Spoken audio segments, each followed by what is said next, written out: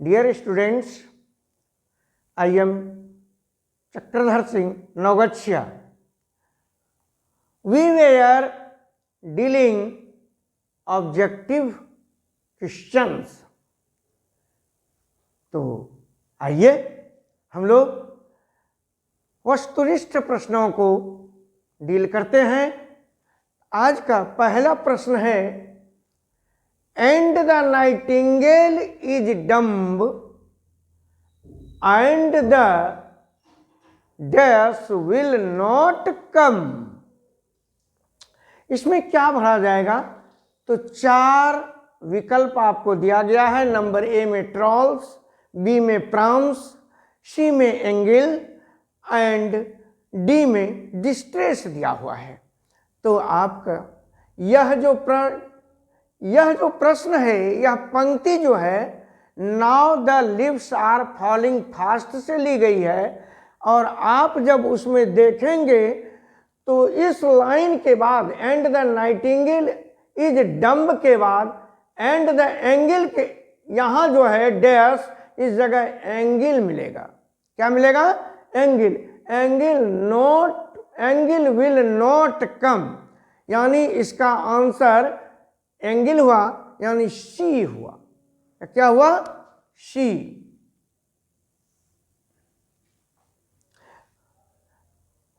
अब हम दूसरे प्रश्न को टेकअप करते हैं। Who was light of step and heart. यह कवि के लिए है कि कौन है? कवि ने किसको कहा है? Light of step and heart. तो यह एन एपिटाफ का क्वेश्चन है और इसमें कवि ने ए ब्यूटीफुल लेडी को, जिसके बारे में उन्होंने वर्णन किया है उस कविता में, उस पोएम में, ए ब्यूटीफुल लेडी के बारे में, इसलिए इसका आंसर यही होगा, ए ब्यूटीफुल लेडी। इसमें आपका आंसर हो गया ए। Thank you. अब चलते हैं। All that Johnson's had was the dash. यह आपको द अर्थ स्टोरी से ली गई है यह पंक्ति। और जॉनसन जो थे, यहाँ जॉनसन्स दिया हुआ है, इसका मतलब है जॉनसन जो दंपत्ति थे उनके लिए सब कुछ क्या था भाई? उनके लिए सब कुछ अर्थ ही था, अर्थ। इसलिए इसका जवाब आ गया A, earth.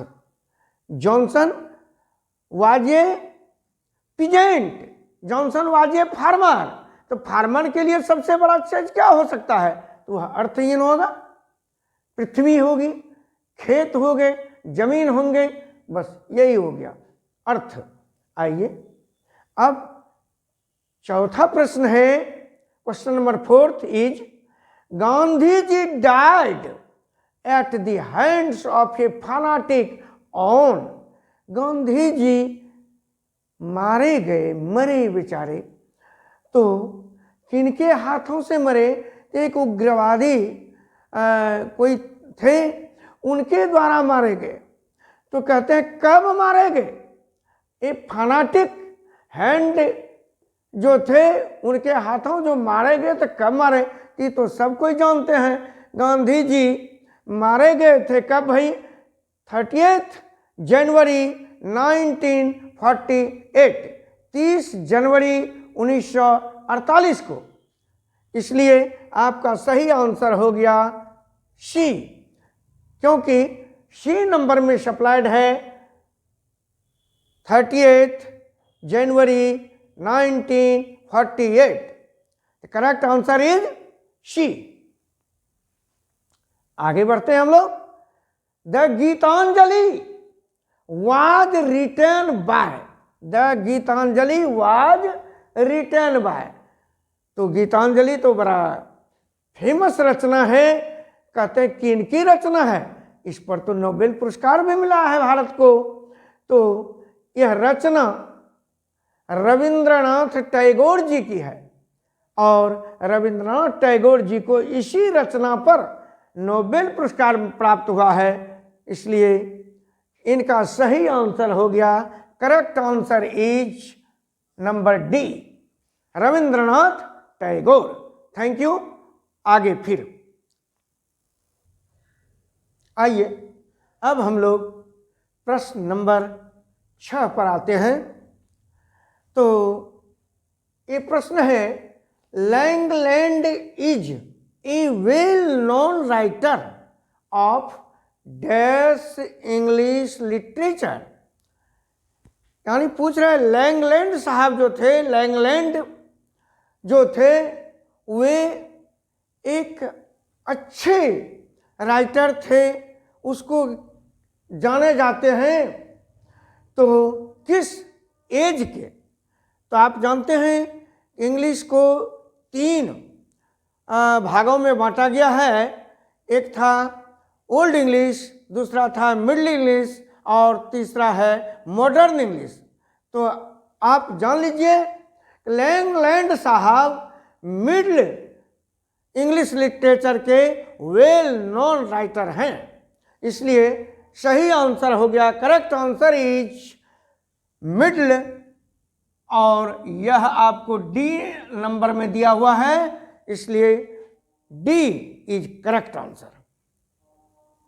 Option D is correct answer. आगे आते हैं, द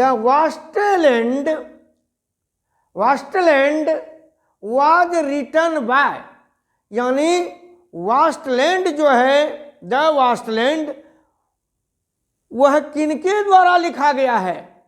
यह आपको लिखा गया है, बड़ा ही फेमस ये रचना है इनकी, वास्टलैंड, और यह लिखा गया है टी.एस.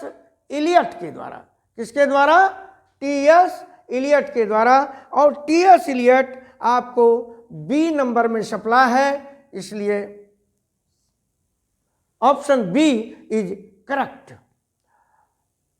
यानी the Wasteland was written by T S. Eliot. The Wasteland is written by T S. Eliot. Thanks. आगे बढ़ते हैं, summer in Kolkata, summer in Kolkata is collection of poems by. Question के अनुसार, यानी समर इन कोलकाता किनके कलेक्शन है, किनके पोएम्स का कलेक्शन है, ये पूछा जा रहा है। तो आप जान लीजिए यह कलेक्शन समर इन कोलकाता कमला दास के द्वारा लिखा गया है, यानी उनका ये कलेक्शन है कमला दास का।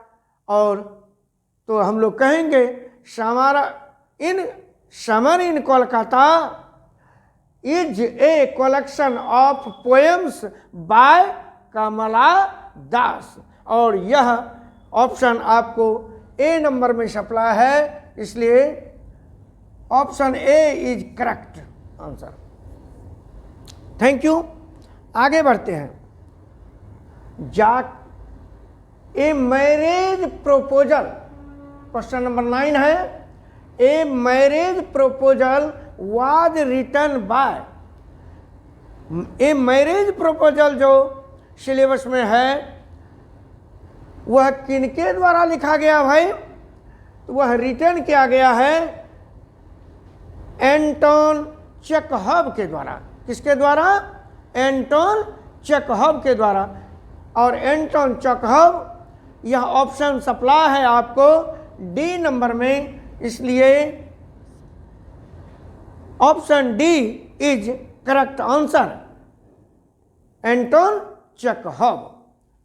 हो गया कि a marriage proposal was written by, a marriage proposal is written by Anton Chekhov. आगे देखते हैं, प्रश्न नंबर 10, यह क्या लिखा हुआ है? I believe that the civilization India has evolved not to be bitten in the world. यह सेंटेंस कह रहा है कि मुझे विश्वास है कि इंडिया की सिविलाइजेशन जो है वह मात नहीं खाया है उसने। इस संसार में, इस दुनिया में इंडिया का सिविलाइजेशन, कहने का मतलब है इंडिया, भारतीय सभ्यता आगे रहा है और अभी भी उनकी वह सभ्यता की कांति, वो जो जबरदस्त चीज है, वो सभ्यता सर्वोपरि रहा है पूरी दुनिया में। तो यह लाइन पूछ रहा है कि यह लाइन किसका है, किस पार्ट से लिया गया है। यह लाइन लिया गया है आपको इंडियन सिविलाइजेशन एंड कल्चर से। किससे लिया गया है? इंडियन सिविलाइजेशन एंड कल्चर से। तो हम लोग कहेंगे I believe that the civilization and culture India has evolved not to be bitten in the world is from Indian civilization and culture. और यह ऑप्शन ए में सप्लाइड है, इसलिए option A is correct answer. Thank you. अब देखते हैं अगला question है the taming of dash animals made life much pleasant. तो किस प्रकार के पशु का पालन किया गया जिसने किसानों के जीवन को सुखी बनाया? तो यानी मनुष्य के अति लाइफ को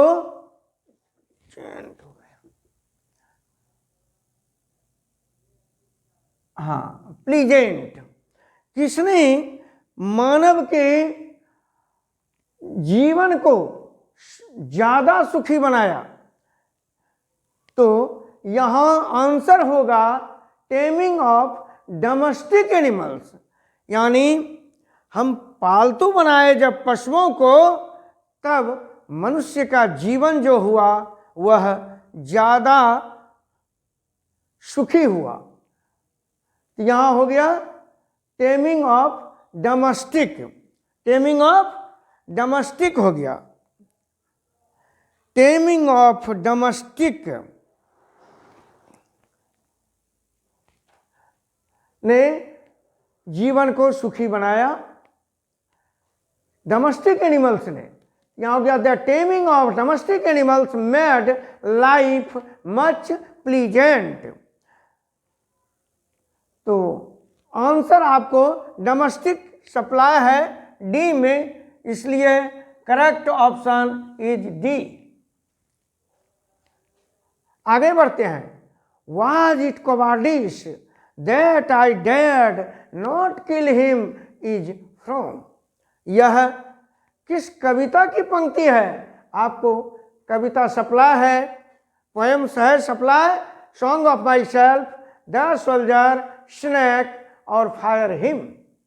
तो इसमें आपको स्नैक आंसर सही है, और स्नैक जो है वह सी नंबर में सप्लाई है, इसलिए correct answer is C. Correct option is C, snake. आते हैं David Copperfield was written by. David Copperfield is a novel. David Copperfield एक उपन्यास है और वह लिखा गया है चार्ल्स डिकेंस के द्वारा। किसके द्वारा लिखा गया है? चार्ल्स डिकेंस के द्वारा। इसलिए हम लोग कहेंगे David Copperfield was written by Charles Dickens. तो करेक्ट आंसर आपको सी नंबर में है, चार्ल्स डिकेंस, इसलिए करेक्ट ऑप्शन इज सी। आगे बढ़ते हैं। English developed into a single standard. एक मात्र स्टैंडर्ड का रूप लिया, इंग्लिश ने विकास किया। किनके समय में, किनके इंग्लिश में? तो वहां क्वींस इंग्लिश होगा। क्वींस इंग्लिश ने सिंगल स्टैंडर्ड का रूप लिया, डेवलप किया। तो answer, correct answer is Queen's English, that is supplied in option A. Hence A is the correct answer.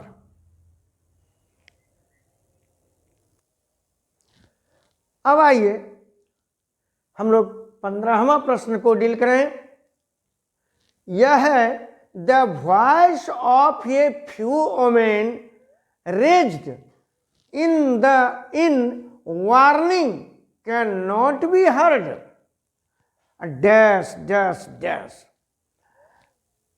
यह प्रश्न, यह पंक्ति जो है आपको a child is born chapter का है, और उसमें आप देखेंगे इस पंक्ति को, इसके आगे आपको आएगा यह पंक्ति सी नंबर वाला, over the humming and throwing of our machines.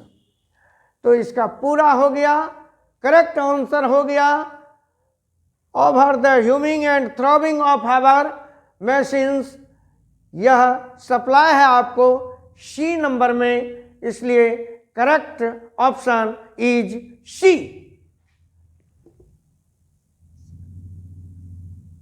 Correct option is C. Thanks. आगे बढ़ते हैं। W.H. Auden won the Dash Prize in 1948। आप जब W.H. Auden की जीवनी को पढ़ेंगे तो उसी में आपको यह लाइन दी हुई है कि W.H. Auden won the dash prize, तो पुलित्जर प्राइज। उन्होंने 1948 ईस्वी में पुलित्जर प्राइज को जीता था, यानी पुलित्जर प्राइज को पाया था। उनको उस सम्मान से सम्मानित किया गया था, वह प्राइज मिला था। इसलिए correct answer is Pulitzer and it is supplied in option A. Hence option A is your correct answer. Thanks.